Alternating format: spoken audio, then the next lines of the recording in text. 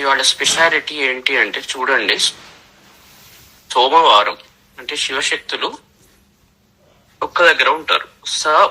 ఉమతో కలిసిన శివుడు అన్నట్టు.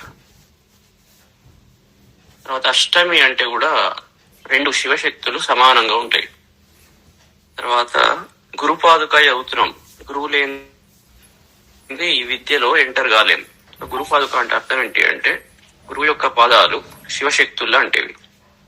శివశక్తులు ఒక పాదం ఎక్కువ, ఒక పాదం తక్కువ ఉన్నాడంటే కుంటివాడైతాడు.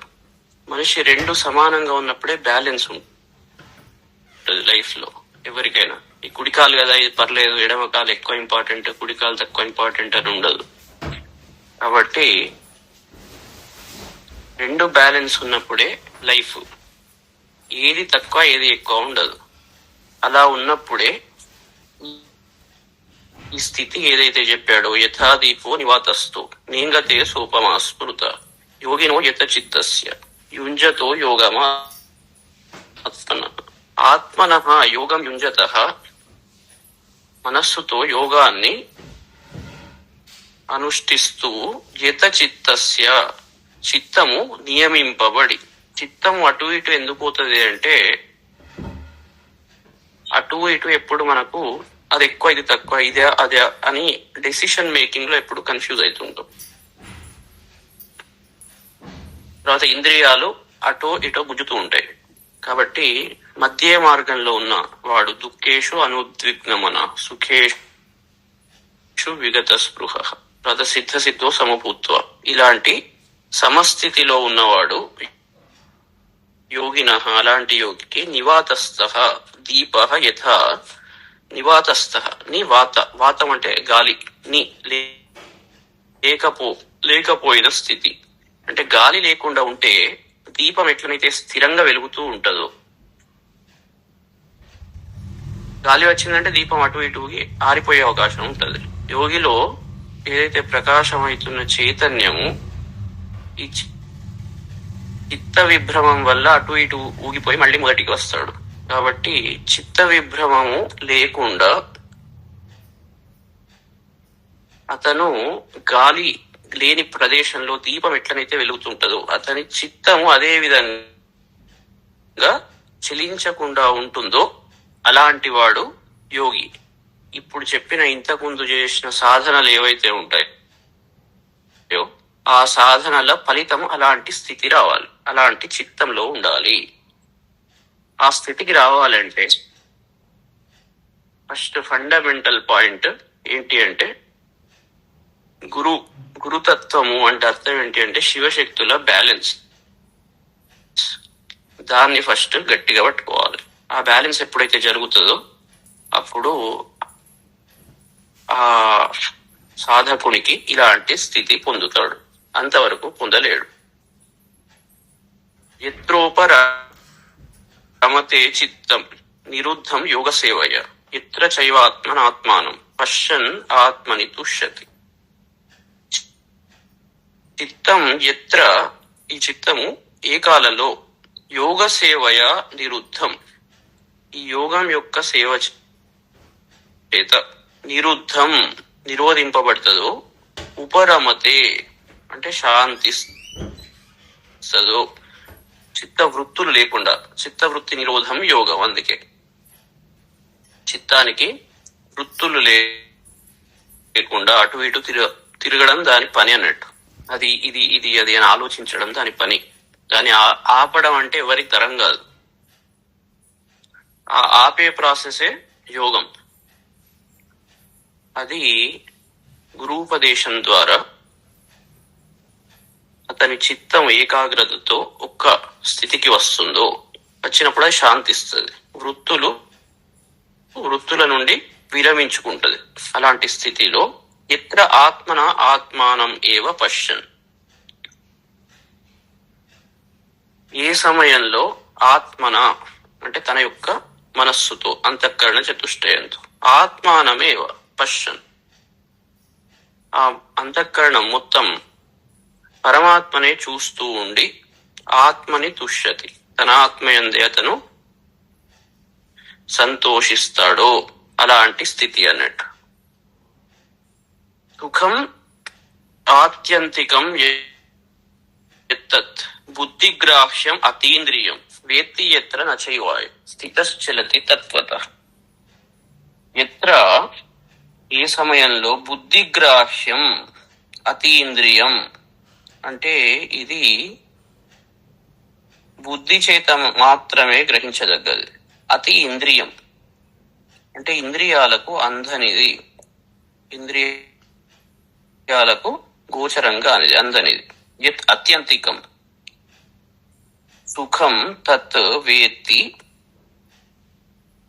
అంటే అత్యంతికం ఇది చాలా ఎక్కువ, అతి అంతికం అంటే పీక్ అన్నట్టు. అత్యంతికం సుఖం అంటే ఈ సుఖంతో పోల్చుకుంటే ఏ సుఖము లేదు.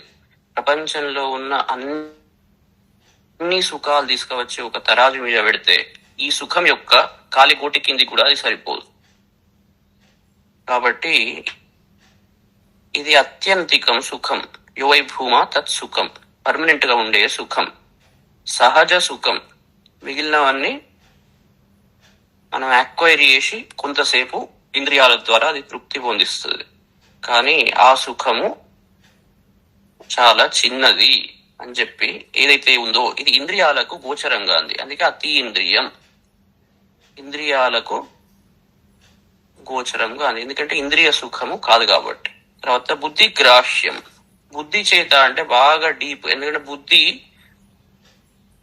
ఆత్మకు లింక్ అయి ఉంటది కాబట్టి ఆ బుద్ధికి మాత్రమే అర్థమవుతుంది నేను సుఖపడుతున్నాను.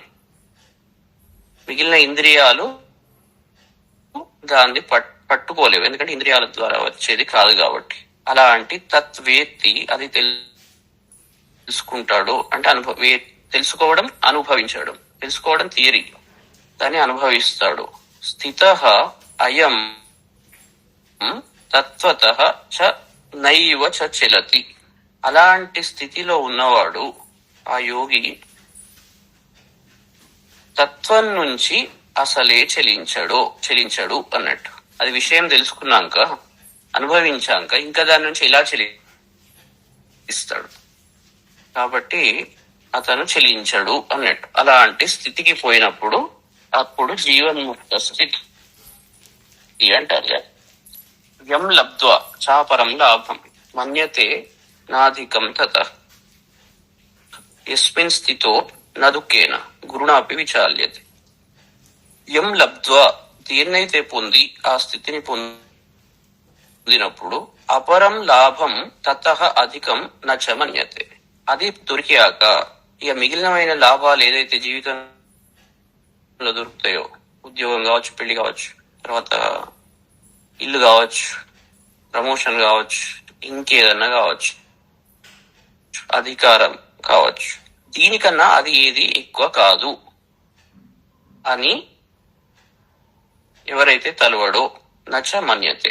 ఎందుకంటే ఇది తెలుసుకున్నాక కంపారిజన్ అర్థమవుతుంది. జీవితంలో మనం అనేక విషయాలు మనకు దొరుకుతాయి, దాంట్లో ఒకదానికొకటి కంపారిజన్ చూసుకుంటే ఇది ఎవరైతే పొందుతారో వానికి చాలా క్లియర్ గా అర్థమవుతుంది. మిగిలిన ఏది కూడా దీనితో దగ్గరికి కూడా రాదు అని తెలుసుకుంటాడు. యస్మిన్ స్థితః దేని యందైతే ఉండి, ఏ స్థితిలో ఉండి, గురుణా అపి దుఃఖేన న విచాల్యతే. చాలా పెద్ద దుఃఖం వచ్చినా కూడా, ఎంత పెద్ద కష్టం వచ్చినా కూడా వాడు చెలింపబడడు.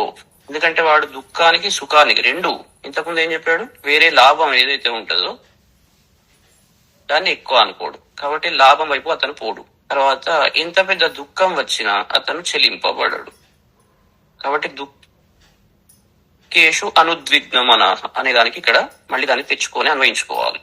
దుఃఖం వచ్చినప్పుడు ఎంత పెద్ద దుఃఖం వచ్చినా కూడా అతను చెలించడు. అనుద్విగ్నం ఆ మనస్సు ఉద్విగ్నము కాదు. తర్వాత సుఖం వచ్చినప్పుడు విగత స్పృహ, ఎంత చాలా పెద్ద లాభం వచ్చింది, వాడు దేశానికి లీడర్ అయిపోయినాడు, ప్రైమ్ మినిస్టర్ అయినా వాడు పెద్ద కేర్ అయ్యాడు, అది చాలా పెద్ద లాభం. అయినా కూడా దాన్ని కూడా విగత స్పృహ, దాని మీద కూడా స్పృహ ఉండదు. అలాంటి స్థితిలో ఉండే తత్వం అన్నట్టు. అది సంవిద్యాత్ దుఃఖ సంయోగ వియోగం యోగ సంజ్ఞితం స నిశ్చయేన యోక్తవ్యో యోగో నిర్వీణ చేతస్. కొందరేని కొంచెం అవార్డు రాగానే ఇక వాళ్ళు దాన్ని చూసుకొని అదే తిరుగుతుంటది. వాళ్ళు ఈ స్థితిని అందుకున్నట్టు కాదు, విగత స్పృహ దాన్ని కూడా పట్టించుకోవద్దు. ఎవడో అవార్డు ఇచ్చాడు, భారత్ రత్న అవార్డు ఇచ్చాడు, భారత రత్న వచ్చింది, నాకు భారత రత్న వచ్చింది అని అనుకున్నాడంటే వాడికి ఈ స్థితి తెలియదు అన్నట్టు. ఈ స్థితి తెలిసిన వాడు మిగిలిన లాభాలన్నీ ఏవి కూడా దాన్ని పట్టించుకోడు అని చెప్పి తం విద్యాత్ దుఃఖ సంయోగ వియోగం యోగ సంజ్ఞితం స నిశ్చయేన యోక్తవ్యో యోగో నిర్విణ చేతస తం అట్టి దుఃఖ సంయోగ వియోగం. గమ్మతున్నది పదం. దుఃఖ సంయోగ వియోగం అంటే దుఃఖాలతో ఉన్న సంయోగం ఏదైతే ఉంటుందో సంబంధం, అది వియోగం. దాని వియోగం చేసేది. మనం ఎప్పుడు దుఃఖాలతో ఎప్పుడు సంబంధం పెట్టుకుంటది మనస్సు. అలాంటివే బాగా ఆలోచించుకుంటూ ఆ శోకాన్ని పొందుతూ ఉంటది. దాని వియోగం, దాన్ని దూరం చేసే తత్వం అన్నట్టు. అది యోగ సంజ్ఞితం. దాని పేరేంది అంటే యోగం. ఎప్పుడైతే దాంతో ఆ యోగ స్థితిలో ఉంటారో ఈ శోకం అనేది దరిదాపులోకి రాదు. దాన్ని వియోగం చేపిస్తుంది. అలా తెలుసుకోండి. విద్యాత్ ఈ విధంగా తెలుసుకోవాలి. సహ యోగ అలాంటి యోగము అనిర్వీణ చేతస నిర్వేదం లేది చిత్తంతో. నిర్వేదం అంటే అయ్యో అది దొరకలేదు బాధతో ఉన్న శోకంతో ఉన్న మనస్సు ఇలాంటి స్థితి పొందలేదు. బాధతో కోపంతో వేరే ఎమోషన్స్ ఏవి ఉన్నా కూడా ఆ ఎమోషన్స్ తో కూడుకున్న ఉన్న చిత్తం ఇలాంటి స్థితిని పొందలేదు. అందుకే అనిర్వీణ చేతస అంటే నిర్వేదం లేని చిత్తంతో నిశ్చయేన అంటే నిశ్చయం లోపల నుంచి ఒక కమిటెడ్ మనస్సుతో దాన్ని యోక్తవ్య. డౌట్ చేసుకుంటూ ఏదో చెప్పాడు కదా అని చేసుడు ఎట్లా కాదు. లోపల నుంచి ఒక ఫైర్ రావాలి. అలాంటి చిత్తంతో సరే అబ్బా ఇప్పుడు పోయి లేచి చేయాలా లేదా ఇప్పుడు ఏదో చేయాలా, వాడు చేయకుంటే వాడేమనుకుంటాడు, ఎవరి కోసం వీళ్ళ కోసం వాళ్ళ కోసం కాదు, వాళ్ళు అనుకుంటారు వీళ్ళు అనుకుంటారు అని చేసుడు కాదు. మన లోపల నుంచి ఒక ఫైర్ అగ్ని, అది చేయవలసిందే, అదే పర్మనెంట్, అది తప్ప వేరేది లేదు, అదే జీవిత సారం అని ఎవరికైతే లోపల నుంచి వస్తుందో అది లోపల నుంచి రావాలి. ఏదో తాత్కాలికం కాదు, మళ్ళీ శ్మశాన వైరాగ్యం వీటిలాగా కాదు. నిర్వేదం లేని చిత్తం ఉండాలి. అంటే వేరే ఎమోషన్స్ వల్ల వచ్చుడు కాదు. అప్పుడప్పుడు వస్తుంటది ఇంట్లో తిట్టను ఏదో లొల్లి కాగానే చీ జీవితం ఇదేనా దీనికోసమైనా అని వస్తుంది. ఎట్లా కాదు. అలాంటి భావనతో వచ్చింది అది నిశ్చయంతో ఉన్నట్టు కాదు. అది సహజంగా రావాల్సిన స్థితి. అది లోపల నుంచి సహజంగా ఎప్పుడైతే వస్తుందో అప్పుడు యోక్తవ్య. అప్పుడు ఈ యోగ స్థితి ఏదైతే ఉన్నదో అనుష్ఠించాలి అని చెప్తున్నాడు. అంటే అనుష్ఠింపదగినది అంటే అలాంటి స్థితిలో ఉన్నవాడు మాత్రమే దాన్ని పొందుతాడు. వేరే స్థితిలో సంచరిస్తున్నప్పుడు మనస్సు అప్పుడు ఈ స్థితి రావడం కల్లా, ఎందుకంటే అది దానికి దీనికి సూట్ కాదు. ఇవన్నీ చేసుకుంటూ చేసుకుంటూ చేసుకుంటూ ఆ స్థితికి వచ్చినప్పుడు దేవియే సర్వస్వము, గురువే సర్వస్వము అనే భావన ఎప్పుడైతే వస్తుందో అప్పుడు అది న్యాచురల్ గా సహజంగా చెప్తే వచ్చుడు కాదు. చెప్తే వచ్చిందంటే మళ్ళీ పోవచ్చు, సీజనల్ ఉంటది. అట్లాంటి స్థితి కాదు. ఎప్పుడైతే అది సహజంగా లోపల నుంచి ఎల్లప్పుడూ వస్తుందో అలాంటి స్థితిలో ఉన్న వ్యక్తి ఈ యోగ స్థితిని అనుష్ఠించాలి అని చెప్తున్నాం. కాబట్టి ప్రాక్టీస్ చేసుకుంటూ చేసుకుంటూ చేసుకుంటూ పోతుంటే అందుకే లేయర్ బై లేయర్ ఒక్కొక్కటి పోతుంటది అన్నట్టు, పోయి ఆ స్థితికి చేరుకుంటది. అందుకే ఎప్పుడు ఆ ఆలోచనల ద్వారా, సాధన ద్వారా, ఇప్పుడు ఇంతసేపు చేశారు, ఇలా చేసుకుంటూ డైలీ ఆ ప్రాక్టీస్ వల్ల, ఇవి చెప్పినవి వినడం వల్ల మెల్లగా లోపల జీర్ణం అవుతుంటది ఒక్కొక్కటి. ఎందుకంటే ఏదైనా విత్తు పెట్టంగానే చెట్టు వృక్షం కాదు, ప్రతిదానికి టైం పడుతుంది. మనం ఎంత శ్రద్ధతో చేస్తే అంత సమయం తొందరగా మనం దాన్ని చేరుకోగలుగుతాం. సంకల్ప ప్రభవాన్ కామాన్ త్యక్త్వా సర్వాన్ అశేషత మనసైవేంద్రియ గ్రామం వినియమ్య సమంతత. సంకల్ప ప్రభవాన్ సర్వాన్ కామాన్, ఈ సంకల్పం నుంచి పుట్టిన అన్ని కామాలు, కోరికలు ఏవైతే ఉంటాయో అశేషత త్యక్త్వ, దాని నుంచి ఏది కూడా చిన్నది కూడా బయటికి రాదు. అశేషత అంటే శేషము లేకుండా, ఒక్కటి కూడా మిగలకుండా, త్యక్త్వ విడిచిపెట్టి, మనసైవ సమంతత ఈ మనస్సుతోటే అన్ని వైపుల నుండి, సమంతత అన్ని వైపుల నుండి, ఇంద్రియ గ్రామం అంటే ఇంద్రియ సముదాయం ఏదైతే ఉంటుందో, పంచకర్మేంద్రియాలు, పంచ జ్ఞానేంద్రియాలు, అంతఃకరణ, చతుష్టయం, ఇవన్నిటిని వినియమ్య వాటిని అన్నిటినీ నిగ్రహించి, బలవాన్ ఇంద్రియ గ్రామం విద్వాంసం అపికర్షతి, చెప్పడం ఈజీనే కానీ దాన్ని గట్టిగా పట్టుకోవడం, అది సహజంగా ఎప్పుడైతే వస్తుందో, ఈ స్థితి ఒక్కొక్క లేయర్ దాటుకుంటూ పోయినప్పుడు అతనికి అనుభవం వస్తుంది. వచ్చినప్పుడు అతను అశేషత సర్వాన్ కామాన్ త్యక్త్వా సమంతత ఇంద్రియ గ్రామం వినియమ్య పట్టుకొని అప్పుడు ఈ యోగ సాధన చేయవలని. ఇప్పుడు ఏదైతే స్థితి చెప్తున్నాడు, బయట ఇలా ఉండాలి, అంతఃస్థితి ఎలా ఉండాలి, అంతర్యోగం సరిగ్గా చేయకుండా ఒక పైన యోగం చేస్తే కుదరదు. అప్పుడు అది సక్సెస్ కాదు. దానికి ఏదైతే వాడికి కావాలో అది రాదు. నష్టం ఎవరికంటే వానికే నష్టం. ఇది ఎవరికో చూపెట్టుకునేందుకు, దేనికోసమో చేసేది కాదు. ఎవరిది వాడికి తెలుసుకోవాల్సిందే. ఆ స్థితిని ఎవరైనా పొందాలి ఎప్పటికైనా. కాబట్టి ఇది ఎవరిది వాళ్లకు తెలుసుకోవాల్సిన స్థితి, పొందవలసిన స్థితి. శనై శనై ఉపరమేత్ బుద్ధ్యా ధృతి గృహీతయ ఆత్మ సంస్థం మనఃకృత్వ నకించిదపి చింతయేత్. ధృతి గృహీతయ అంటే ధైర్యంతో కూడిన, బుద్ధితో. బుద్ధి ఎట్లా ఉండాలంటే చాలా ధీశక్తి, ధైర్యంతో. ధైర్యం అంటే ధీశక్తి అని, ధైర్యంతో ఉండాలి బుద్ధి. అది ఎట్లా కష్టంగా వస్తుంది, ఇదంతా వీక్ బుద్ధి అన్నట్టు.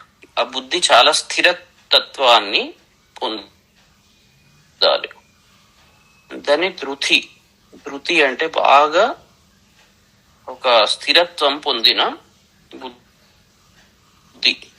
దాంతో శనై మెల్లమెల్లగా ఉపరమేత్ అంటే విషయాల నుండి దూరం పోతూ ఉండాలి. విషయాలు అంటే ఆ ఇంద్రియాల యొక్క చలనం ఏదైతే ఉంటుందో దాని నుంచి ఉపరమించాలి అంటే వెనుకకు రావాలి, ధ్యాన స్థితిలోకి రావాలి. మనః ఆత్మ సంస్థం కృత్వ, మనస్సును ఆత్మయందు ఉంచి, కించిదపి న చింతయేత్, దీన్ని కూడా ఆలోచించదు. దీన్ని కూడా ఆలోచించదు అంటే ఇది సాధ్యం కాదు. మనస్సు అటు ఇటు చంచలమైతూ ఉంటది. కాబట్టి ఇది అభ్యాసేనతు కౌంతేయ, వైరాగ్యము అభ్యాసము, నిరంతర అభ్యాసం చేసినప్పుడు అది మనం ఈ మెట్లు ఎక్కి మనం చివరి స్థితికి పోగలుగుతాం. కాబట్టి ఆ స్థితి సహజంగా రావాలి, ఆలోచించకుండా ఆ ఉండే స్థితి, సహజ స్థితి రావాలి. బలవంతంగా పెట్టుకోవద్దు. బలవంతంగా చేస్తే అది మళ్ళీ వికటిస్తుంది. సహజంగా ఆలోచనలు మాయం కావాలి. బలవంతంగా మీరు పెట్టుకున్నారనుకోండి, అది వికటించే పద్ధతి. అందుకే బలవంత సాధన చేయకూడదు. నేను ఇంత జపం చేస్తే ఇవన్నీ చాలా డేంజర్. ఎందుకంటే శక్తి వాడికి తట్టుకునే శక్తి ఫస్ట్ ఉన్నారు. వాడి ఫండమెంటల్స్ సరిగ్గా లేకుండా జపం ద్వారా పొందేది కాదు. అంటే బాగా జపం చేసి బాగా సాధన చేసి ఫండమెంటల్ వాడిలో ఆ శక్తి ఉన్నది. వాడి చిత్తం అంతా వేరే వేరే వాటి మీద ఉన్నప్పుడు, కోరికలు ఉన్నప్పుడు వాడి జప సాధన ఎక్కువ చేస్తే అది వికటిస్తుంది. ఆ శరీరం ఆ శక్తి తట్టుకోలేదు. అది ఏమవుతుంది అంటే క్రోధంగానో కామంగానో ఇట్లా వేరే రూపాల్లో బయటికి వస్తుంది. కాబట్టి ఫండమెంటల్ ఫౌండేషన్ గట్టిగా ఉన్నదా లేదా చూసుకోవాలి. అందుకే గురువు ద్వారా ఏది అతి పెట్టుకొని చేస్తే మంచిది కాదు. భావాలను ఫస్ట్ శుద్ధీకరించుకోవాలి. మిగిలిన సాధన ఆటోమేటిక్ జరిగిపోతుంది. ఈ చెప్పిన విషయాలు విని మనం దేనికి ఇంకా కోరికలు దేని వెంట పడుతున్నాం. మనకి ఏది మినిమం అవసరం, ఫండమెంటల్స్ ఏవి అవసరం జీవనానికి, మన చిత్తం దేని మీద పెట్టాలి. ఈ బేస్ ఎప్పుడైతే మనం గట్టిగా చేసుకుంటామో ఇవన్నీ ఆటోమేటిక్ గా జరుగుతాయి. దీనికోసం సాధన అనగానే కూర్చొని 5-6 గంటలు చేశారంటే కథ 5-6 గంటల తర్వాత మళ్ళీ తెల్లారి ఏమి ఉండదు. మళ్ళీ పనులన్నీ యాక్టివిటీస్ దాని చుట్టే తిరుగుతాయి. ఈ ఎనర్జీ అంతా మళ్ళీ బయటికి వచ్చేస్తుంది ఏదో రూపంలో. అందుకే కరెక్ట్ భావాలను శుద్ధి చేసుకుంటూ ఆ గురుతత్వం మీద చెప్పిన దాని మీద మన ఏకాగ్రత పెట్టి మన పనులు మనం చేసేవి చేసుకుంటూ సహజంగా ఉండాలి. సహజ స్థితికి అతీతంగా బాగా పుష్ చేశారంటే మాత్రం అది వికటిస్తుంది. కాబట్టి అనర్థాలు అంటారు కదా. కాబట్టి ఇది అతి చేయకూడదు. చంచలం అస్థిరం మనః యతః యతః నిశ్చరత్ తతస్తతః ఏతత్ నియమ్య ఆత్మన్యేవ వశం నయేత్. అందుకే ఇవన్నీ చెప్పాక కూడా మరి అర్జునుడు లాస్ట్ కు ఇవన్నీ ఫాలో కావాలి కదా. పోయి ఫాలో కాడు. ఎందుకు ఫాలో కాడు అంటే లాస్ట్ కి ఏంటి అంటే మొత్తం అన్ని చెప్పాక ఇదొక పద్ధతి, ఇట్లా ఇట్లా చేయాలి బాబు, చెయ్యాలి అనగా వాడు ఎట్లా చేయగలుగుతాడు, దాని ఫౌండేషన్ ఏంటి, దాని ప్రాసెస్ ఏంటి, ఎక్కడ ఆగాలి ఎక్కడ వెనుకకు రావాలి, ప్రతి చోట చిన్న చిన్నవి ఎన్నో ఉంటాయి. కాబట్టి ఇది ప్రాసెస్ అయితే చెప్తున్నాడు. ఇగో ఈ రకంగా నడుస్తుంది, ఇలా జరుగుతుంది. చంచలం అస్థిరం అంటే మనస్సు ఎట్లాంటిది అంటే చంచలం, ఎప్పుడు అటు ఇటు తిరుగుతుంది. మరి ఏం చేయాలి, అది ఇదే అది ఇదే అని తిరుగుతూ ఉంటది. అస్థిరం, దానికి స్థిరత్వం లేదు. ఆ మనస్సు యొక్క తత్వం ఎట్లాంటిది. యతః యతః అంటే ఏ కారణాల వల్ల నిశ్చరతి బయటికి వెళ్ళిపోతుందో, తతస్తతః ఏతత్ నియమ్య ఆ బయటికి పోయే మనస్సును మళ్ళీ నియమించి అంటే అటు పోకుండా అన్నట్టు ఆత్మన్యేవన ఏ వశంన ఏ మన ఆత్మ ఎందే అది వశం అయ్యేలాగా చేయవలెను. ఇది చెయ్యాలి అంటే ఇక ఎట్లా చేస్తారు మీకు అందరికి తెలుసు. కూర్చున్నారంటే ఇంక ఎక్కువ బయటికి పోతుంటది. కాబట్టి ఇది యోగాభ్యాసం అని ఈ ప్రాసెస్ చెప్తున్నాడు. అభ్యాసం ఎట్లా ఉంటది. ప్రశాంత మనసం హీనం యోగినం సుఖముత్తమం ఉపైతి శాంత రజసం బ్రహ్మభూతం అకల్మషం. ప్రశాంత మనసం అంటే చాలా మిక్కిలి శాంతమైన మనస్సు కలిగిన వాడు. శాంత రజసం అంటే రజసం రజోగుణమంతా శాంతించిన స్థితి కలిగిన వాడు. మనస్సు శాంత స్థితి పోయింది. రజోగుణం ఉన్నప్పుడు ఆ స్థితి గోదు. కాబట్టి రజోగుణము శాంతించిన స్థితి కలిగిన వాడు. అకల్మషం పాపాలు లేనివాడు. బ్రహ్మభూతం అంటే బ్రహ్మగా అంటే జీవన్ముక్తునిగా ఉన్నవాడు అయిన ఏవం ఈ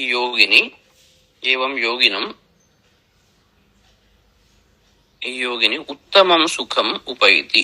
అలాంటి స్థితిలో ఉన్న యోగిని ఉత్తమమైన సుఖం, ఇంతకుముందు యోవై భూమా తత్సుఖం అని ఏదైతే చెప్పారో ఆ స్థితిలో ఉన్న ఆనందతత్వం అనేది సుఖం అనేది అతన్ని వచ్చి చేరుతుంది సహజంగా అతని అది సహజ స్థితి కాబట్టి అది సహజంగా అతన్ని చేరుతుంది అని చెప్తున్నాడు. అలా ఉన్నవాడికి చేరుతుంది, ఉండకుంటే చేరదు అన్నట్టు అట్లా. కాబట్టి దానికోసం వెంబడి పడితే ఏదో వచ్చేది కాదు. వెంబడి పడడం అంటే మళ్ళీ ఉరుకుడే, అట్లా కాదు. ఏ అపేక్ష లేకుండా సహజంగా మన కోరికలన్నీ అది కావాలి, ఇది కావాలి, దీని తర్వాత అది, దాని తర్వాత ఇది అని న్యాచురల్ గా వస్తుంటాయి. అది ఎప్పుడైతే దాని నుంచి శాంతి పొందుతుందో మనస్సు, అప్పుడు ఇలాంటి సుఖము ఏదైతే ఉంటుందో, అంటే మనం ఏం చేయాలి అంటే ఈ కంపారిజన్ బుద్ధి బలంతో మొదట ఆలోచించుకోవాలి. ఇది కష్టం లేదు, ఏదో కూర్చొని పెద్ద ధ్యానాలు చేయాల్సిన అవసరం లేదు. కూర్చొని బుద్ధి బలంతో నిజమైన సుఖము ఏమిటి, దీనివల్ల మనకి ఏం వస్తుంది అని అలా అని పని చేయకుండా ఏం చేయకుండా కూర్చుండు కదా, దానివల్ల ఏమొస్తుంది అని లొల్లులు పెట్టుకుండు కాదు. లొల్లి పెట్టుకుంటే ఇంకా క్రోధం పెరుగుతుంది. ఇవన్నీ చాలా అర్థం సరిగ్గా చేసుకోకుంటే చెప్పిన విషయాలు అన్ని వికటిస్తాయి. ఫండమెంటల్ గా శాంత మనస్సుతో ఉండాలి అంటే మీరు ఆర్గ్యుమెంట్ చేసుకుంటుంటే ఆ మనస్సు ఉండదు. అక్కడ చేయాల్సిన వాళ్ళు చేసుకుంటే పోవాలి, ఇక్కడ చేయాలని వాళ్ళు చేయాలి. చేసినప్పుడు మాత్రమే మీరు మనస్సును రక్షించుకోగలుగుతారు. రక్షణా శక్తి కరెక్ట్ గా మీకు తెలియాలి. లేకుంటే చెప్పినవి ఒకదానికొకటి మీరు అర్థం చేసుకొని కూడా తప్పులు చేసే అవకాశం ఉంటది.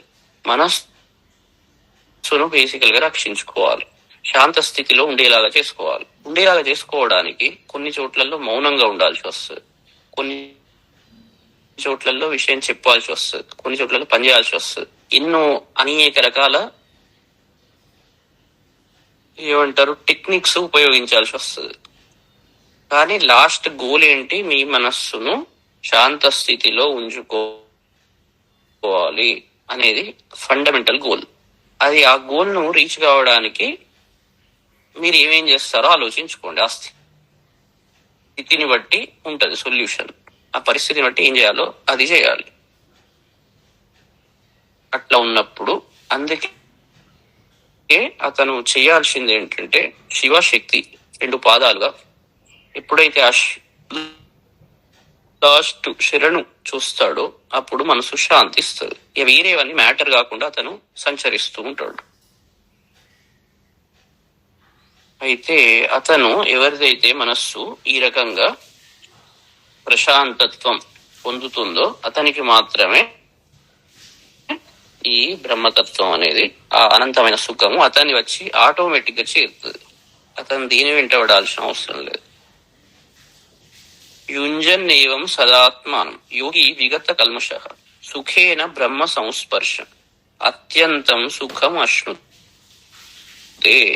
ఏవం ఈ విధంగా సదా ఎల్లప్పుడు ఆత్మానం యుంజన్ తన ఆత్మను ఇప్పుడు ఏకాగ్ర చిత్తంతో ఎవరైతే చూస్తూ ఉంటారో విగత కల్మష అన్ని పాపాలు తొలగిపోయి అలాంటి యోగి సుఖేన బ్రహ్మ సంస్పర్శం అత్యంతం సుఖం అశ్నుతే చాలా అనాయాసంగా సుఖంగా బ్రహ్మ సంస్పర్శం బ్రహ్మ యొక్క స్పర్శ కలిగిన ఈ సుఖం, ఆ బ్రహ్మతత్వానికి ఆ సుఖం దాన్ని అంటిపెట్టుకొని ఉంటది. అలాంటి సుఖాన్ని అత్యంతం సుఖం చాలా గొప్పదైన సుఖం, దాంతో కంపారిజన్ ఏది చేయలేం.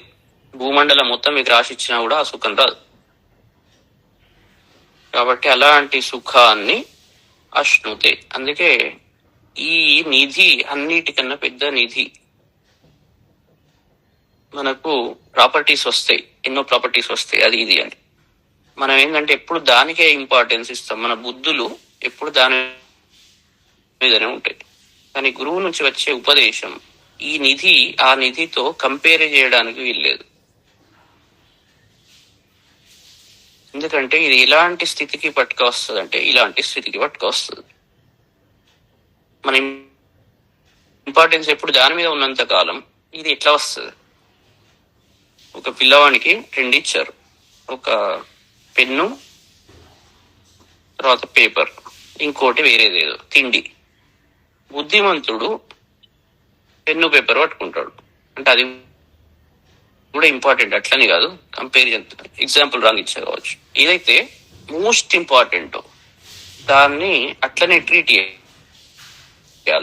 మనకు ఆ వాల్యూ డిఫరెన్స్ తెలియకుంటే, రెండు వస్తువుల మధ్య వెండి బంగారు రెండిట్లలో ఏది చాలా ఇంపార్టెంట్, దీన్ని పట్టుకోవాలి అనే బుద్ధి లేకుంటే మనం ఏం చేస్తామంటే మన బుద్ధి ఎప్పుడు రాంగ్ సైడ్ పోతుంటది, ఇంపార్టెన్స్ రాంగ్ దానికి ఇస్తుంది.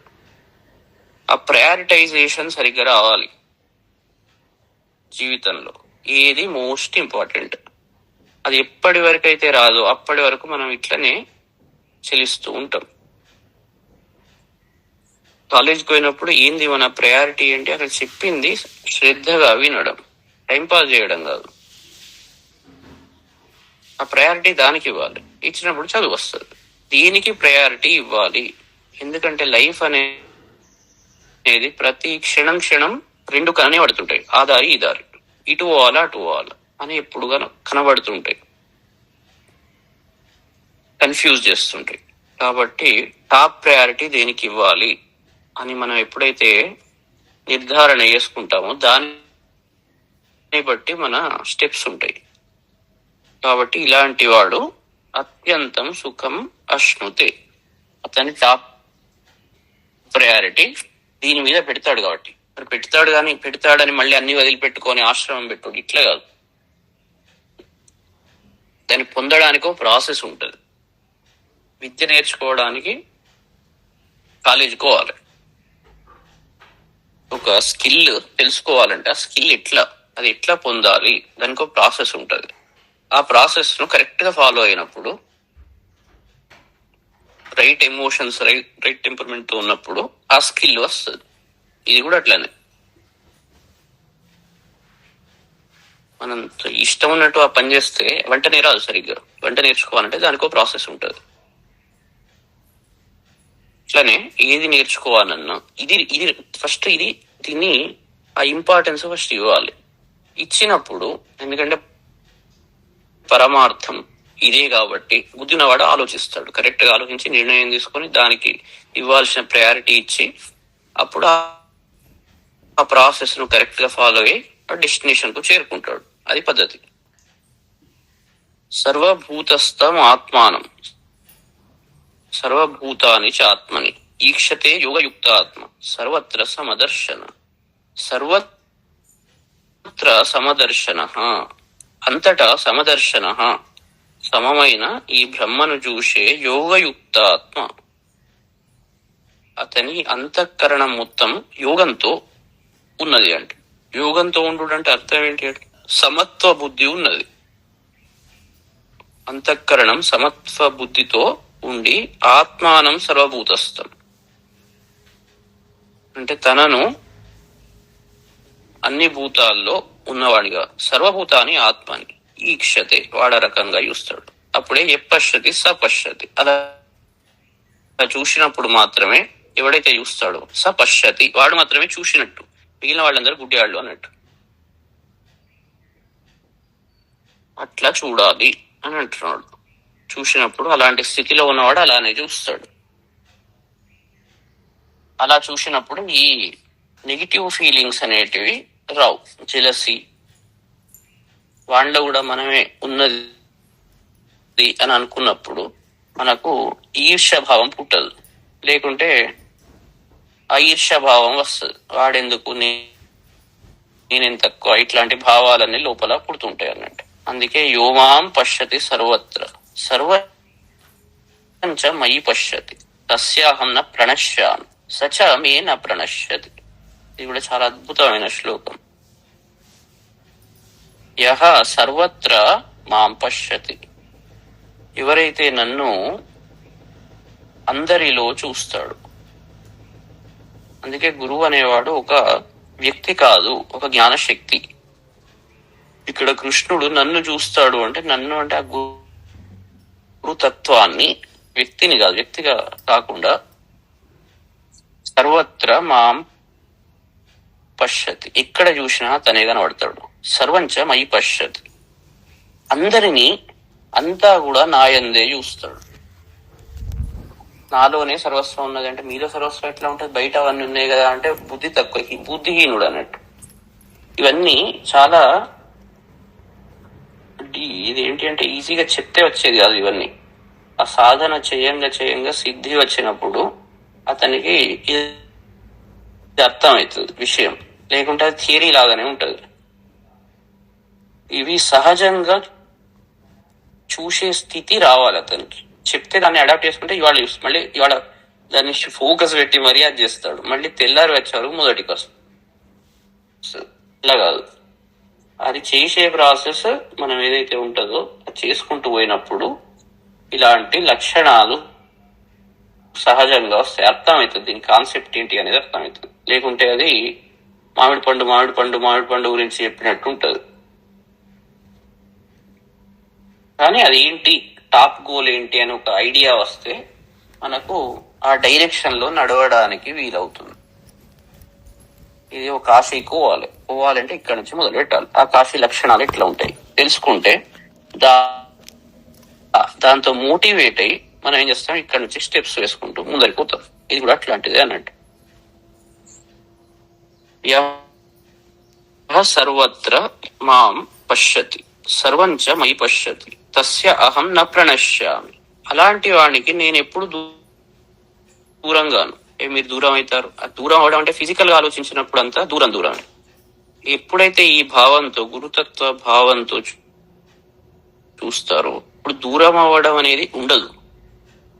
సహా మే న ప్రణశ్యతి, అతను ఎవరైతే ఉంటారో నాకు ఎప్పుడు దూరం కాడు, నేను అతనికి దూరం కాను, నేను అతనికి దూరం కాను, అతను నాకు దూరం కాడు. ఈ రకంగా ఎవరైతే నన్ను చూస్తారో అలాంటి వాడికి దూరం అవ్వడం అనేది ఉండదు చెప్తున్నాడు.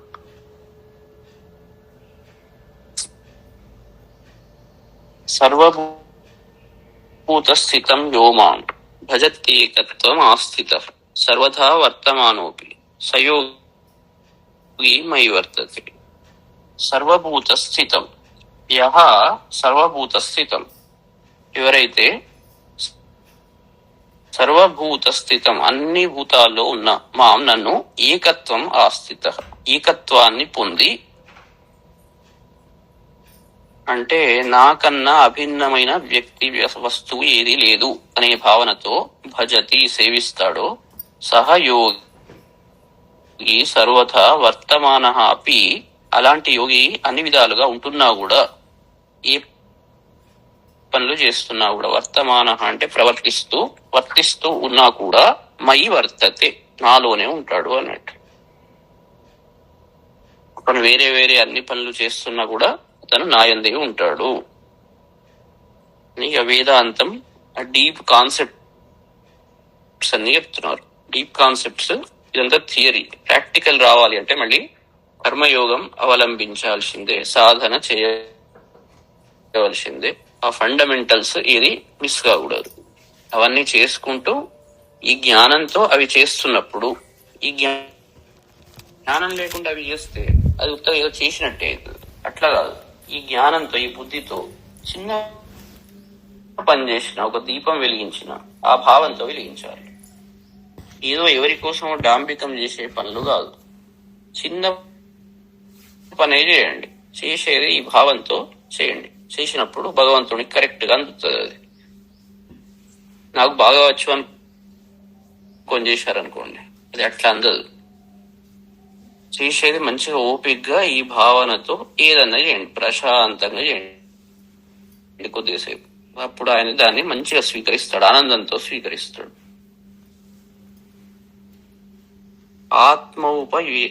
ఆత్మౌపమ్యేన సర్వత్ర సమం పశ్యతి అర్జున సుఖం వా యది వా దుఃఖం సయోగి పరమో మతః. అంటే ఎవరైతే అర్జున సర్వత్ర అన్ని ప్రాణుల్లో సుఖం వా దుఃఖం యదివా, అంటే సుఖమైన దుఃఖమైన ఆత్మౌపమ్యేన సమం, అంటే తనకు ఎలా జరిగితే అంటే అతనికి అవుతుంది అంటే నాకు కూడా అలా ఉంటే ఇలా ఉంటుంది అనే భావనతో, అంటే వానికి ముళ్ళు గుచ్చితే నాకు కూడా ముళ్ళు గుచ్చితే ఇలా ఉంటుంది అనే భావనతో చూస్తాడు. తనను ఉపమానంగా చేసుకొని చూస్తాడో స యోగి పరమః మతః. ఆ యోగి గొప్పవాణిగా అంగీకరింపబడ్డాడు. అంటే సమత్వం అనేది అలాంటి భావన ఉండాలి. అతను చేసే ఆలోచనలు ఏదైతే ఉంటుందో అలాంటి స్థితిలో ఉండాలి. మరి అలాంటి స్థితిలో ఉండి యుద్ధం ఎందుకు ఏమంటున్నాడు అంటే, ఇవి తెలుసుకోవాలంటే ఈ లక్షణాలు ఒక స్టేజ్ నుంచి, ఒక దృష్టికోణం నుంచి ఇంకో దృష్టికోణానికి రావాలి. మన దృష్టికోణం ఒకటే యాంగిల్లో ఉంటది. ఇక్కడ కృష్ణుడు చెప్పే దృష్టికోణం ఏంటి? చాలా అది డీప్ డౌన్ థియరీకి కొంచెం పూర్తిగా అర్థం కాదు. అది అందుకే మౌన వ్యాఖ్య ప్రకటిత పరబ్రహ్మతత్వం యువాను. మౌన వ్యాఖ్యతో అది చెప్పబడుతుంది, మాటలతో చెప్పేది కాదు. మాటలతో అర్థం కాదు చెప్పిన, కానీ పైన చెప్పడం అన్నట్టు. దాని లోతుపాతులు పోవాలి అంటే అది కేవలం సాధన ద్వారా సిద్ధిస్తుంది. ఆ లక్షణాలు ఎట్లా ఉంటాయి అనేది. యోయం యోగస్త్వయా ప్రోక్తః సామ్యేన మధుసూదన ఏతస్యాహం న పశ్యామి చంచలత్వాత్ స్థితిం స్థిరాం. ఓ కృష్ణ, త్వయా సామ్యేన యహ అయం యోగః ప్రోక్తః. ఇక అర్జునునికి డౌట్లు మొదలైనవి. ఎందుకంటే అర్జునుడు ఆ స్థితిని చేరుకోలేదు కాబట్టి ఇక అడుగుతున్నాడు. ఏం చెప్తున్నాడు? త్వయా సామ్యేన యహ అయం యోగః. ఇప్పుడు నీ చేత ఏదైతే సమత్వ బుద్ధితో కూడిన ఈ యోగం చెప్పబడ్డదో, ప్రోక్తః చెప్పబడ్డదో, చంచలత్వాత్ ఏతస్య స్థిరాం స్థితిం న పశ్యామి.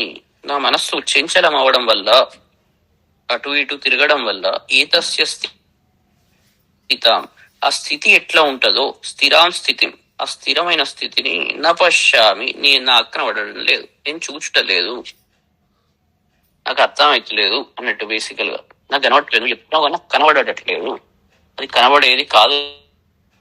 కాబట్టి చెప్పగానే ఉతత్వ పశ్యన్ అదదర్శ వాచం ఉతత్వ శృణ్వన్ అశృణోత్తేన. మరి అయినా కృష్ణుడే ఎందుకు చెప్పాడు అంటే అలా ఉంటుంది అని చెప్పాడు. ఆ స్థితిని నువ్వు నెక్స్ట్ క్వశ్చన్ కు తగ్గట్టు ఇతను చాలా ట్రూత్ఫుల్ ఉండాలి. శిష్యుడు ఉన్నట్టు నువ్వు తెలుసు అని చెప్తలేడు, నిజమే అని అంటలేడు, తన స్థితిని చెప్పుకుంటున్నాడు. నిజమే, నువ్వు చెప్పింది అంతా కరెక్టే, మరి నా మనస్సు మాత్రం ఉడుకుతూనే ఉంది అట్లనే, నేను ఆ స్థితిని ఇంకా పొందలేదు అంటే ఒక్కొక్కటి చెప్తాడు అన్నట్టు. ఒకదానికొకటి కరెక్టే, నిజమే, కానీ అది తెలుసుకో, అట్లా ఉంటది అని తెలుసుకున్నాక ఏ రకంగా సాధించాలి అని అడిగితే అప్పుడు జవాబు చెప్తాడు. ఆ స్థితి ఇట్లా ఉంటది. నెక్స్ట్ ఏంటి? అయ్యో నాకు మరి ఇట్లా ఉన్నది కదా, ఏం చేయమంటారు, నా ఇప్పుడు యాక్షన్ ఏంటి, ఏ రకంగా చేస్తే అటువైపు పోగలుగుతాను, లేదా ఇప్పుడు నా కర్మ ఏంటి, ముందర ఏం చేయాలి అని అడగాలి. ఇంకేం చెప్తున్నాడంటే, చంచలం హి మన కృష్ణ ప్రమాది బలవదృఢం తస్యాహం నిగ్రహం మన్యే వాయోరివ సుదుష్కరం. ఓ కృష్ణ, మనః ప్రమాది, ఈ మనస్సు ఎట్లా ఉంటదంటే ప్రమాది, పీడించే స్వభావం, ప్రమాద స్వభావం కలిగినది అన్నట్టు, పీడించే స్వభావం కలిగినది. బలవత్, బాగా బలవంతమైనది. దృఢం, చాలా దృఢమైనది. చంచలం, అది చంచలం. కృష్ణ, నువ్వు మనస్సుని ఇట్లా పెట్టుకోవాలంటున్నావు, ఈ మనస్సు మరి పరిస్థితి ఇట్లా కదా, దీని స్వభావం ఇది కదా. తస్య నిగ్రహం వాయో ఇవ సుదుష్కరం అహం మన్యే. నువ్వు చెప్పుడు బాగానే చెప్పావు, గాని దాన్ని నిగ్రహించడం వాయువు లెక్క చాలా కష్టమైనది, కష్టసాధ్యమైనది, శక్యం కానిదని చెప్తున్నాడు. సుదుష్కరం, చాలా కష్టమైనది. ఈ విధంగా నేను అనుకుంటున్నాను. మరి నువ్వేమంటావు? నువ్వంతా చెప్పావు గాని ఇదంతా సాధ్యం అయ్యేటట్టుగా నాకైతే అర్థం కనబడుతులేదు. ఇది చాలా కష్టమైంది కదా, అట్లా ఎట్లా పెట్టుకోగలుగుతారు అని అర్జునుడు అడిగితే భగవాను వాచ్, కృష్ణుడు ఏమంటున్నాడు అంటే, అసంశయం మహాబాహు, మనో దుర్నిగ్రహం చలం అభ్యాసేన తు కౌంతేయ వైరాగ్యేణ చ గృహ్యతే. ఓ మహాబాహో, క్షత్రియ బలం గొప్ప బాహుబలం గలవాడవు అర్జున, కౌంతేయ అసంశయం నువ్వు చెప్పింది కరెక్టే, దీంట్లో ఏమాత్రం సంశయం లేదు. చలం మనః, ఈ మనస్సు చంచలమైనది, ఇది నిస్సంశయం, ఏమాత్రం సందేహం లేదు. దుర్నిగ్రహం అంటే దాన్ని నిగ్రహించడం అది చాలా కష్టసాధ్యమైనది, శక్యం కానిది. కానీ అభ్యాసేన, అభ్యాసం చేత, వైరాగ్యం చేత అంటే ఈ విషయ వాంఛల మీద విరాగం చేత, తర్వాత ప్రాక్టీస్ కర్మ చేత, అభ్యాసం, ఈ రెండింటి చేత గృహ్యతే అది గ్రహింపబడుతుంది. అది మీరు చెప్పింది కరెక్ట్, ఏమాత్రం సంశయం లేదు, నువ్వు చెప్పింది దాంట్లో డౌట్ లేదు. కానీ మరి ఇవి రెండు చేస్తే అది ఆ స్థితిని చేరుకోవచ్చు. అభ్యాసము, వైరాగ్యము. ఒకవైపు అనవసరమైన వాటి మీద చిత్తం పెట్టకుండా దేని మీద పెట్టాలో దాని మీద పెట్టి మనం ఎప్పుడైతే ప్రాక్టీస్ చేస్తామో దాని వల్ల గృహ్యతే అది గ్రహింపబడుతుంది.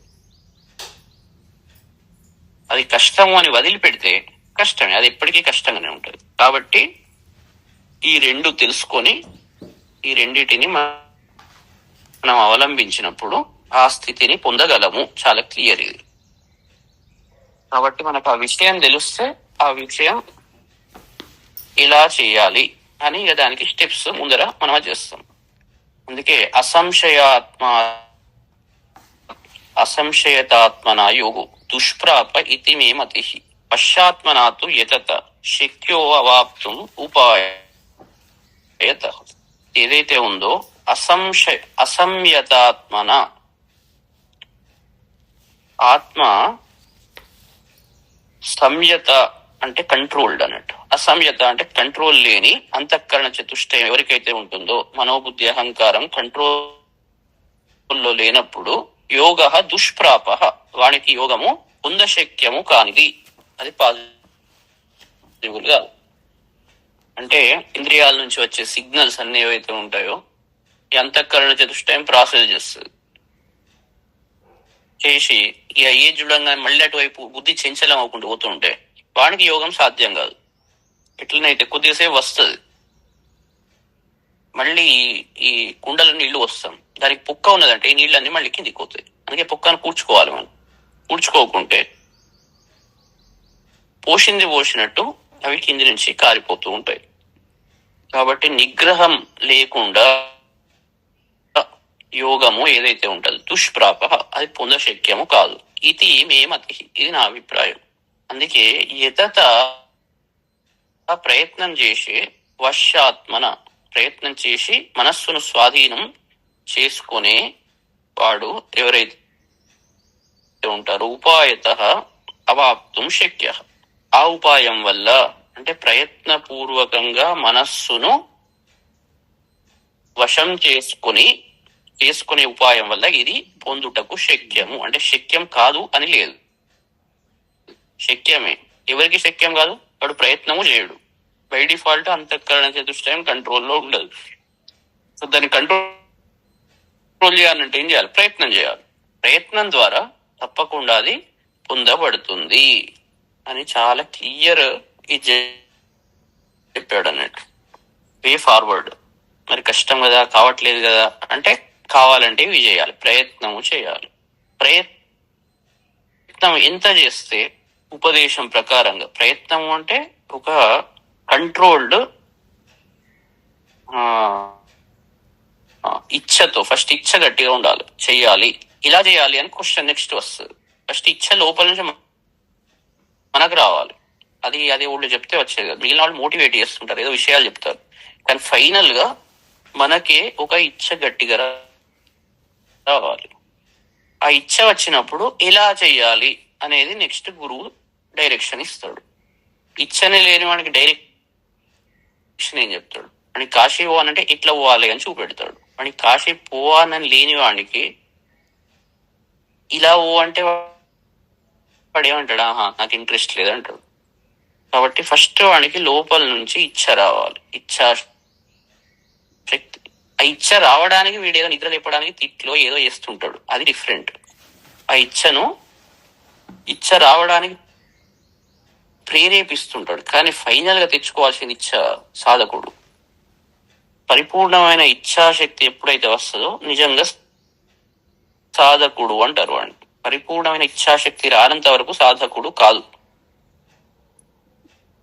సాధకుడు అంటే సాధన చేయడానికి బయలుదేరిన వాడు, మొదలుపెట్టిన వాడు.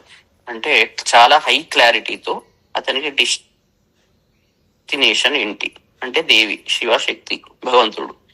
తర్వాత అక్కడికి పోవడానికి ఎలా పోగలుగుతాను అంటే గురువు, మార్గదర్శకుడు, ఈ రెండే నా ప్రధానము అని ఎప్పుడైతే వానికి వచ్చేస్తుందో అప్పుడు అతని సాధకుడు స్థితిని చేరుకుంటాడు. అంతవరకు అందరినీ సేవించుకోవాలి.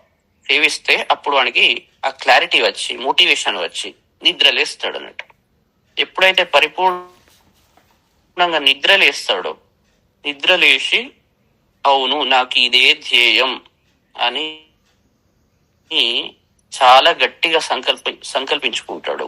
అప్పుడు అతను సాధకుడు అని పిలువబడతాడు. మొదలు పెడతాడు అన్నట్టు సాధకుడు.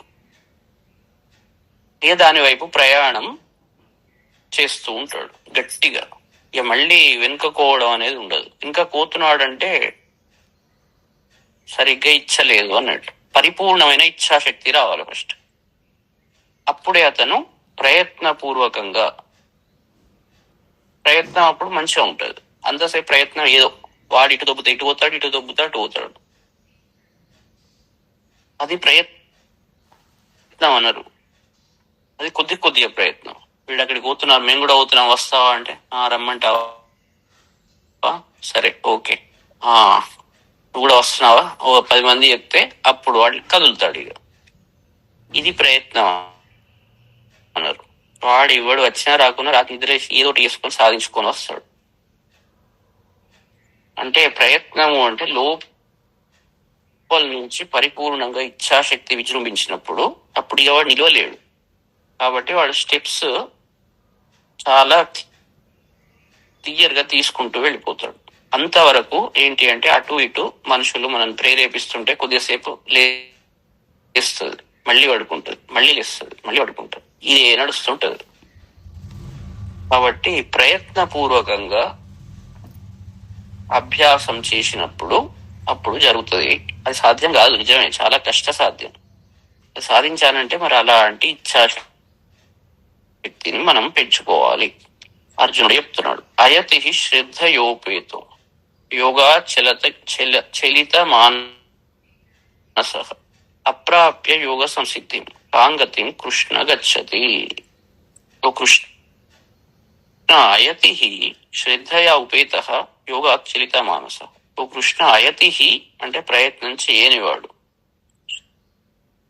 శ్రద్ధయా ఉపేత శ్రద్ధతో కూడుకున్నవాడు, యోగా చలిత మానస యోగం నుండి వాడి మనస్సు చలించినప్పుడు యోగ సంసిద్ధి అప్రాప్య ప్రయత్నం చేయనప్పుడు శ్రద్ధ ఉన్నది, యోగం నుండి వాడు దూరం అయినాడు, యోగ సంసిద్ధి అప్రాప్య యోగ స్థితిని పొందడు, కాంగతిం గచ్చతి. ఇలాంటి స్థితిలో ఉన్నవాడి పరిస్థితి మా అందరికి ఉన్నది చేయాలని, కానీ ప్రయత్నం చేయడం కష్టమవుతున్నది అని అనుకుంటాం. మనం అంటుంటాం, ఇట్లాంటి ఆన్సర్లని జనరల్ గా వింటాం.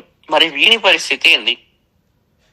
ఇట్లా ఉన్నవాడు వాడు యోగం నుంచి దూరం అయినాడు, ఎందుకంటే మనస్సు చేయించాలం, చెయ్యాలని ఉంది, భక్తి ఉన్నది, కానీ చేయలేకపోతున్నాడు, ప్రయత్నం చేస్తులేడు. మరి ఇలాంటి వ్యక్తి పరిస్థితి ఏంటి? ఏతన్మే సంశయం కృష్ణ చేతుం అర్హస్య శేషతః త్వదన్య సంశయస్యాస్య చేతాన హ్యుపపద్యతే. మీ ఏతత్ సంశయం, నువ్వు నాకు ఏదైతే సంశయం వచ్చిందో ఏతత్ సంశయం అశేషతః చేతుం అర్హసి, దీన్ని పూర్తిగా సంశయం లేకుండా పూర్తిగా ఛేదించడానికి నువ్వు తగి ఉన్నావు. అస్య సంశయస్య చేత, దీన్ని ఈ సంశయాన్ని ఛేదించేవాడు త్వదన్య నా ఉపపద్యతే, నీకన్నా వేరే అన్యుడు ఎవరు లేరు, నువ్వు తప్ప నా ఈ సంశయాన్ని ఎవరు ఛేదించలేరు, కాబట్టి నువ్వు చెప్పాలి, నువ్వు తప్ప దిక్కులేదు అని చేతులెత్తాడు. అప్పుడు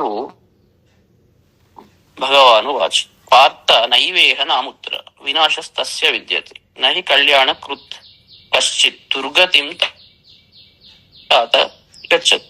ఓ పార్థ తస్య ఇహ వినాశ నయేవ విద్యతే, అంటే అలాంటి స్థితిలో వానికి శ్రద్ధ ఉన్నది కాబట్టి, శ్రద్ధ ఎప్పటి వరకు అయితే ఉంటుందో అలాంటికి ఇహ వినాశ నయేవ విద్యతే, ఈ లోకంలో వినాశం లేదు, ఆ భక్తి ఉన్నది కాబట్టి. అముత్ర నా పరలోకంలో కూడా లేదు. తాత కళ్యాణకృత్ కశ్చిత్ దుర్గతిం నగచ్చతి, మంచి పని చేసేవాడు కశ్చిత్ ఎవ్వరు కూడా దుర్గతిం నగచ్చతి, మంచి పని చేసేవాడు ఎప్పటికీ దుర్గతిని పొందడు. ఇప్పుడు ప్రయత్నం చేయట్లేదు కానీ వానికి ఎప్పుడైతే సరి అయిన ప్రయత్నం చేయడం లేదు కానీ శ్రద్ధ ఉన్నది, విషయం మీద లోపల నుంచి భావన కరెక్ట్ గా ఉన్నది కాబట్టి తప్పకుండా అతనికి మంచి జరుగుతుంది. మంచి చేసేవాడు ఎవరికి కూడా ఈ లోకంలో నాశనము లేదు అని అంటున్నాడు అన్నట్టు, శుభమే జరుగుతుంది. మరి ఏం జరుగుతుంది అతనికి అంటే చెప్తున్నాడు, అట్లాంటి యోగ భ్రష్టుడు ప్రాప్య పుణ్యకృతాం లోకాన్ ఉషిత్వా శాశ్వతీ సమా శుచీనాం శ్రీమతాంగే యోగ భ్రష్టు విజాయితే అంటున్నాడు. ఈ యోగ భ్రష్టుడు అంటే యోగం నుంచి పూర్తి ప్రయత్నం లేకుండా సాధించకుండా కానీ లోపల నుంచి మాత్రం బలమైన ఇచ్ఛతో ఉన్నవాడు, చెయ్యాలి అని చాలా శ్రద్ధ ఉన్నది, అదే నా యొక్క గోల్ అని ఉన్నాడు. అలాంటి వాడు సాధించనప్పుడు యోగ భ్రష్టుడు అంటారు. ఆ యోగ భ్రష్టుడు పుణ్యకృత లోకాన్ ప్రాప్య, వాడు చేసిన పనులకు పుణ్యాత్ములు ఏదైతే లోకాలను పొందుతారో ఆ లోకాలను పొంది శాశ్వతీ సమాహ ఉషిత్వ, చాలా సంవత్సరాలు అక్కడ నివసించి పుణ్యలోకాల్లో అంటే అన్ని సుఖాలు అన్ని అనుభవించి శుచీనాం శ్రీమతాంగి పవిత్రులైన శ్రీమతాం ఐశ్వర్యవంతుల యొక్క గేహే గృహాల్లో అభిజాయతే పుడతాడు. శ్రీమతాం అంటే ఐశ్వర్యం అంటే ఒక సంపన్నం ధనము అనే కాదు, అక్కడ ఈశత్వము కంట్రోల్డ్ వాళ్ళు అన్నట్టు, ఈశత్వ భావము ఐశ్వర్యము స్థిరత్వము అన్నట్టు. శ్రీ అంటే స్థిరత్వం, అట్లా అంటే పవిత్రులు స్థిర బుద్ధి కలిగిన వాళ్ళు, స్థిరత్వం ఉన్న వాళ్ళ ఇళ్లలో అభిజ అయితే పుడతాడు. అతనికి నాశనం లేదు, మంచి జరుగుతుంది. ఇక్కడ మంచి చేస్తాము అది ఎక్కడికి ఎప్పటికీ పోదు, మంచి ఎప్పుడు నిలిచే ఉంటుంది. అయితే యోగ స్థితి రావాలంటే మాత్రం ప్రయత్నం, దాని ఆ స్థితిని అందుకోవడానికి ప్రయత్నం చేయాలి. అక్కడ అన్ని వదిలిపెట్టాల్సి వస్తుంది, పుణ్య పాప అన్ని ఒక డీప్, అది డిఫరెంట్ మోడ్. ఇతను పుణ్యాలు చేశాడు కాబట్టి మంచి భావనలు ఉన్నాయి కాబట్టి మళ్ళీ పుణ్యలోకాలనేది దిగి తర్వాత ఇలాంటి గృహాల్లో పుడతాడు అని చెప్తున్నాడు. మళ్ళీ దగ్గర పడ్డది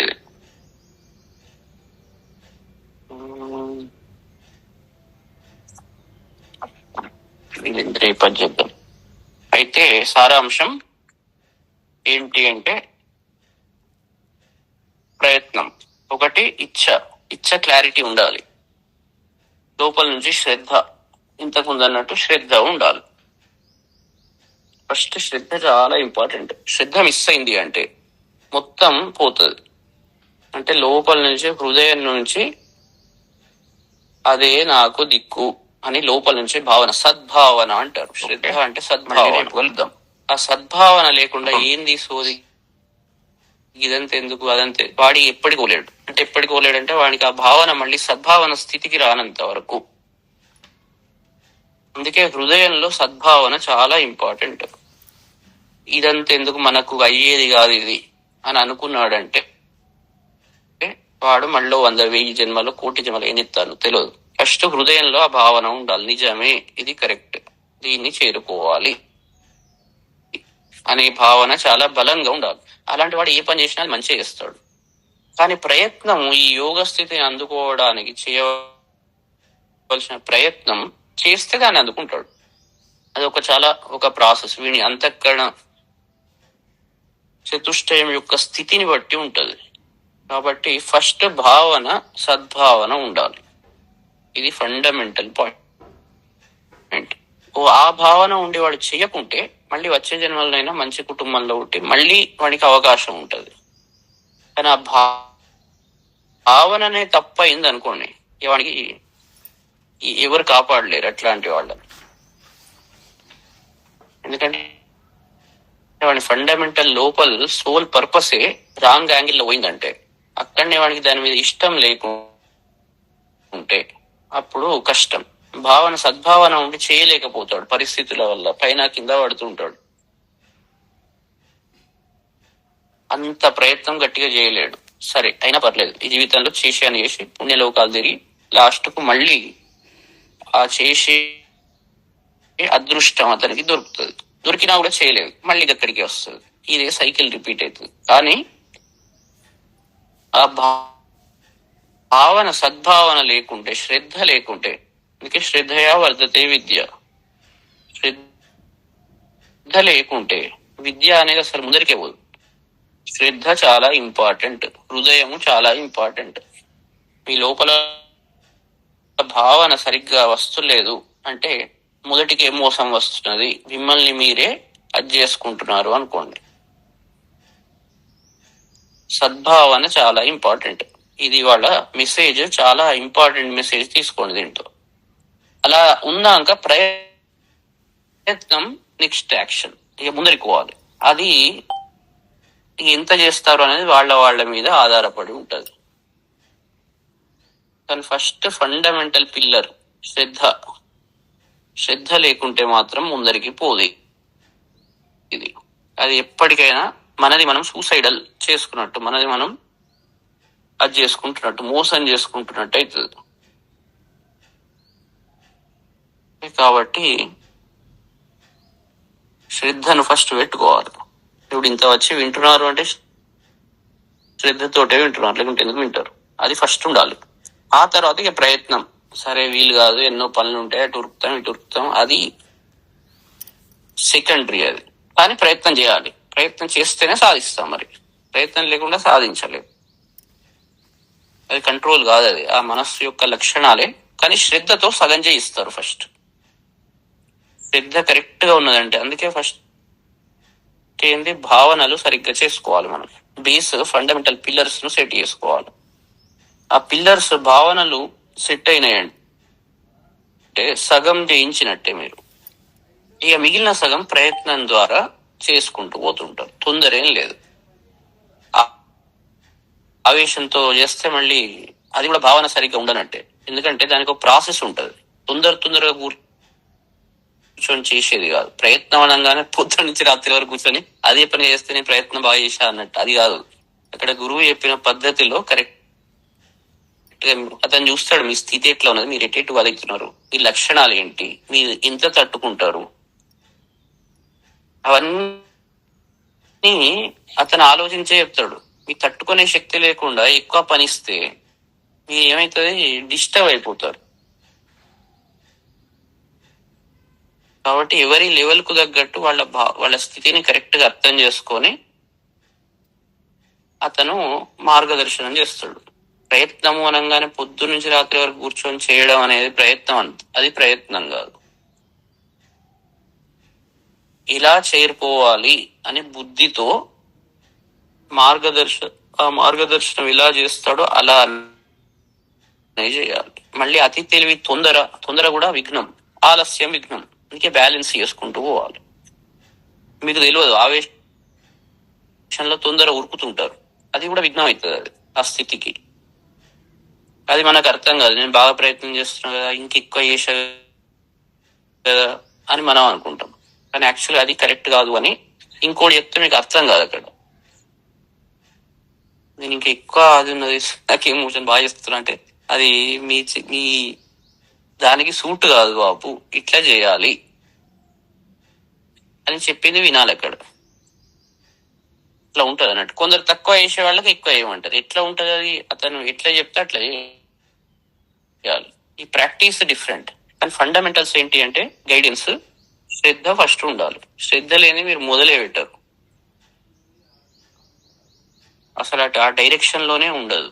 శ్రద్ధ తర్వాత ఇక మీరు ప్రయత్నం స్టెప్ బై స్టెప్ చేయడం, అది కరెక్ట్ వాడు దొరకాలి. ఇప్పుడు శ్రద్ధ ఒకనికి ఉంటది, భక్తుడు మంచి శ్రద్ధ ఉంటది, సాధించాలని ఉంటది, గురువే దొరకడు వానికి.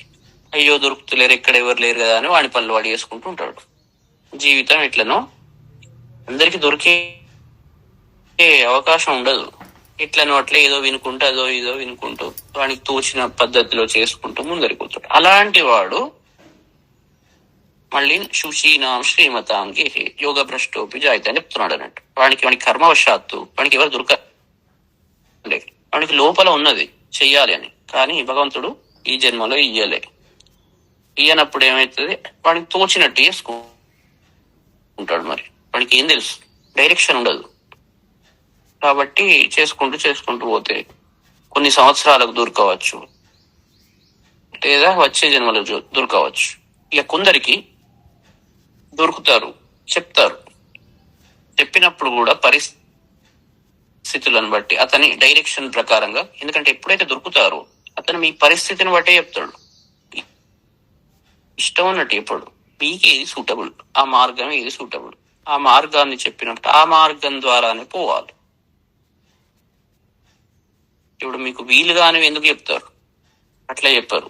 ఆ పద్ధతి ఆ సిచ్యువేషన్ బట్టి చెప్తారు. ఆ చెప్పిన పద్ధతిలో మీరు నడుస్తూ ఉండాలి. ప్రయత్నం అనగానే అన్ని వదిలిపెట్టి ఏదో చేయాలి అని ఎట్లా కాదు, చెప్పినట్టు చేసుకునే ప్రయత్నం. ఈ ప్రయత్నం ఎప్పుడు జరుగుతుంది అంటే గురువు దొరికినప్పుడు జరుగుతుంది. శ్రద్ధ ఉన్నది, ప్రయత్నం చేయాలంటే ఎట్లా చేస్తారు మీకు తెలియదు, ఏ రకంగా చేయాలో. ఆ మార్గదర్శనం చేసేవాడు దొరకాలి. దయానంద సరస్వతి రేపు ఏదో జన్మదినం ఉన్నది, ఆయనే 20 సంవత్సరాలు, ఆయనే శ్రద్ధ ఉన్నది, దొరకాడు. మరి ఎట్లా పోవాలి, సాధించడం ఎట్లా, ఈ స్థితి ఎట్లా రావాలి, ఇట్లా కూర్చోగానే వచ్చేది కాదు కదా. కాబట్టి 20 తిరుగుడే తిరిగాడు మొత్తం, ఎవరు దొరకలే. మరి ఎందుకంటే ఈయనకున్న స్వభావాన్ని బట్టి ఆయన అడిగే క్వశ్చన్లకు ఎవరిని ఎట్లా దొరకబట్టుకోవాలి, ఫలానా వాడి అని మీరు ఎట్లా చెప్తారు, మీరు కన్విన్స్ కావాలి. ఇప్పుడు గురువనంగా కథ ఎవడు దొరకగానే వాడిని ఒకటి సెలెక్ట్ చేసుకొని గట్ల కాదు, మీరు ఫండమెంటల్ గా కన్విన్స్ కావాలి. వాడు కన్విన్స్ కావాలి, మీరు కన్విన్స్ కావాలి. కన్విన్స్ అయినప్పుడే అక్కడ ఉపదేశం ఉంటది, అంతవరకు ఉపదేశం ఉండదు. ఇద్దరు కన్విన్స్ అయినప్పుడు అప్పుడు నెక్స్ట్ స్టెప్ అనేది ముందరికి పోతుంది. సో ప్రతి వానికి వాళ్ళు కూడా, వివేకానంద స్వామి ఉన్నాడు, ఆయన కన్విన్స్ కావాలి. ఎంతో మందిని పోయి అడిగాడు, నాకు దేవుడు నీవు పెడతారా, ఆయన పద్ధతి. మనం కూడా ఆయనను కాపీ కొట్టి నాకు మీరు దేవుడు నీవు పెడతారా అని వీడు వచ్చాడు కూడా. ఇట్లా చాలా మంది ఈ పిచ్చి చేస్తుంటారు. వాళ్ళు ఏం చేస్తున్నారు అని వాళ్ళది కాపీ కొడతారు. ఆయన తత్వం అట్లాంటిది, ఇవని తత్వం అందే. కాపీ పేస్ట్లు అన్ని చోట్లలో పనికిరావు. మనకు ఏంటి, మనం ఇలా సెలెక్ట్ చేసుకుంటాం. ఒకళ్ళు పెళ్లి చేసుకోవాలంటే వాడి శాలరీ ఎంత అని చూస్తారు, ఇంత ఇంత ఇంత ఇంత అని వాడు డిసిషన్ తీసుకుంటాడు. ఒకడు ఇంకోటి చూస్తాడు, ఒకడు ఇంకోటి చూస్తాడు. ఎవరి తత్వం వాళ్ళది. సో వాళ్ళ తత్వాన్ని బట్టి వాళ్ళు ఒక నిర్ధారణకు వస్తారు. నిర్ధారణకు వచ్చినప్పుడు అప్పుడు చూపెట్టిన మార్గంలో వీడు ప్రయత్నపూర్వకంగా నడవాలి. సో శ్రద్ధ ఉన్నప్పుడు వాడు వెతుక్కుంటాడు, ఆ వెతుక్కొని అతనికి దొరికినప్పుడు ఆ చూపెట్టిన మార్గంలో ప్రయత్నపూర్వకంగా నడిచినప్పుడు అతను చేరుకుంటాడు. అది సరిగ్గా ప్రయత్నం చేయకుంటే, ఎప్పుడైతే ఇది చెప్తాడో ఆ ప్రయత్నం మనం చేయనప్పుడు అప్పుడు ఏమైతే డిలే అవుతుంది. డిలే అయి మళ్ళీ సరే లోపల శ్రద్ధ ఉన్నది కానీ కొన్ని కారణాల వల్ల చేయలేకపోయినాడు. అప్పుడు ఏమైతుంది, మళ్ళీ జన్మలో మళ్ళీ ఈ ప్రాసెస్ రిపీట్ అవుతుంది అన్నట్టు. అదే చెప్తున్నాడు. మరి లేకుంటే ఎట్లా? ఉన్నది శ్రద్ధ ఇట్లా అసలే లేకుంటే ఏంది? మొదలు చాలా క్లియర్, అది పొందశక్యం కాదు. అసలే లేకుంటే ఎక్కడికి పోదు, అక్కడనే అయిపోతుంది. మళ్ళీ వాడికి ఎప్పుడో దెబ్బ పడి పడి పడి పడి మీదికి వచ్చినప్పుడు అప్పుడు దాంట్లో ఎంటర్ అయ్యే అవకాశం. శ్రద్ధ కుదరాలి. శ్రద్ధ కుదిరే వరకు ఇదే బాధ. ఇది చాలా క్లియర్ లైఫ్ సైకిల్ అంటారు దీన్ని. శ్రద్ధ లేనంత వరకు ప్రయత్నము చేయడు. ప్రయత్నం అంటే ముందరికి పోడు. ఆ ముందరికి పోయి గురువు దొరకనంత వరకు అతనికి ఏం చేయాలో అర్థం కాదు. చెప్పింది ముందరికి చేసుకుంటూ పోయినప్పుడు ప్రయాణం సాఫీగా నడుస్తుంది. ఆ చెప్పింది సరిగా చేయకుంటే ఒకసారి చేస్తాడు, 10 సార్లు చేశాడు, 2 సార్లు చేయలేదు, ఇట్లా కూడా జరుగుతుంది.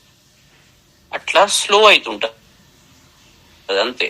ఇక వాణి శ్రద్ధ ఎంత స్ట్రాంగ్ ఉన్నది, ప్రయత్నం ఎంత స్ట్రాంగ్ ఉన్నది, ఈ రెండింటిని బట్టి డెస్టినేషన్ అనేది చేరుకుంటారు.